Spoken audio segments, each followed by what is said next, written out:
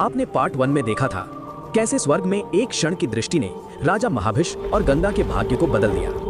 कैसे ब्रह्मा के श्राप के कारण उन्हें मृत्यु लोक में जन्म लेना पड़ा और कैसे राजा महाभिष धरती पर राजा शांतनु बने और गंगा उनकी पत्नी। लेकिन असली रहस्य तो अब शुरू होता है।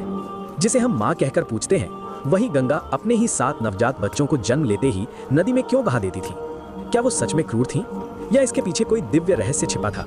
सच्चाई जानकर आप हैरान रह जाएंगे। स्वर्ग में 8 दिव्य शक्तियां थीं, अष्ट वसु। वे प्रकृति के 8 तत्वों का प्रतिनिधित्व करते थे। एक दिन उनमें से एक वसु की पत्नी ने इच्छा जताई, मुझे ऋषि वशिष्ठ की दिव्य गाय नंदिनी चाहिए। वसु जानते थे कि वो गाय साधारण नहीं थी, वो कामधेनु थी, इच्छाएं पूरी करने वाली। फिर भी मोह में आकर उन्होंने चोरी कर ली। जब ऋषि वशिष्ठ को यह पता चला, उनका क्रोध भड़क उठा। उन्होंने श्राप दिया, तुम सब मृत्युलोक में मनुष्य बनकर जन्म लोगे।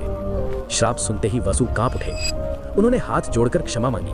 तब ऋषि बोले, 7 वसु जन्म लेते ही मुक्त हो जाएंगे, लेकिन जिसने मुख्य अपराध किया है उसे पृथ्वी पर लंबा और कष्टदायक जीवन जीना होगा। अब समस्या थी, मृत्यु लोक में जन्म कौन देगा? तभी वे पहुंचे देवी गंगा के पास। उन्होंने प्रार्थना की, माता आप हमें जन्म देकर इस श्राप से शीघ्र मुक्त कर दीजिए। गंगा करुणामयी थी। उन्होंने वचन दिया, मैं तुम्हें जन्म दूंगी और मुक्त करूंगी। उसी समय राजा शांतनु गंगा के प्रेम में पड़ चुके थे। गंगा ने विवाह से पहले एक शर्त रखी, आप मुझे कभी नहीं रोकेंगे, मैं जो भी करूं कोई प्रश्न नहीं पूछेंगे। प्रेम में डूबे शांतनु ने शर्त स्वीकार कर ली। विवाह के बाद पहला पुत्र हुआ। राजा खुश थे, लेकिन जन्म लेते ही गंगा उसे नदी में बहा आई। राजा का हृदय टूट गया, लेकिन वचन के कारण मौन रहे। ऐसा ही दूसरे, तीसरे, 7वें पुत्र के साथ हुआ। हर बार गंगा ने बच्चे को जल में समर्पित कर दिया। राजा भीतर से बिखर रहे थे, लेकिन प्रेम और वचन के बंधन में बंधे थे। परंतु वो हत्या नहीं थी, वो मुक्ति थी। जन्म लेते ही 7 वसु श्राप से मुक्त होकर स्वर्ग लौट रहे थे। जब 8वां पुत्र जन्मा, गंगा उसे भी जल में बहाने जा रही थी। तभी राजा शांतनु का धैर्य टूट गया। उन्होंने पुकारा, रुको, तुम कैसी मां हो?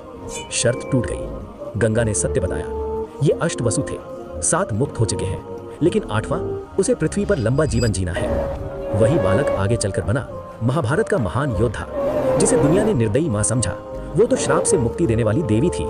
गंगा ने अपने बच्चों को मारा नहीं, उन्हें जन्म मृत्यु के चक्र से मुक्त किया। और 8वां पुत्र, जिसका असली नाम देवव्रत था, उसकी प्रतिज्ञा ने इतिहास बदल दिया। अब असली सवाल यह है, देवव्रत ने ऐसी कौन सी भीषण प्रतिज्ञा ली जिसके बाद उन्हें भीष्म कहा गया? उस एक वचन ने हस्तिनापुर का भविष्य तय कर दिया और महाभारत का युद्ध निश्चित कर दिया। अगर आपने पार्ट 1 देखा है तो अब पार्ट 3 मिस मत कीजिए। वीडियो को लाइक करें, चैनल को सब्सक्राइब करें और कमेंट में लिखें भीष्म प्रतिज्ञा। मिलते हैं पार्ट 3 में, जहां कहानी और भी ज्यादा रोमांचक और रहस्यमयी होने वाली है।